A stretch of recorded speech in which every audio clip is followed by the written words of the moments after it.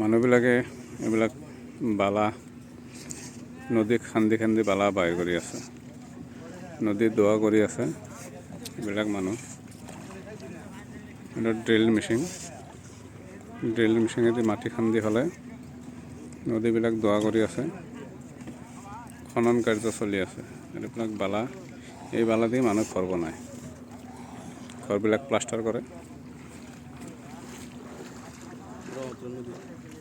আৰু এইটো আমাৰ অসমৰ যিটো ব্ৰহ্মপুত্ৰ নদী, সেই নদী বাংলাদেশত আহিছে। আমি বৰ্তমান মাইমশ্বিং জিলাত আছোঁ।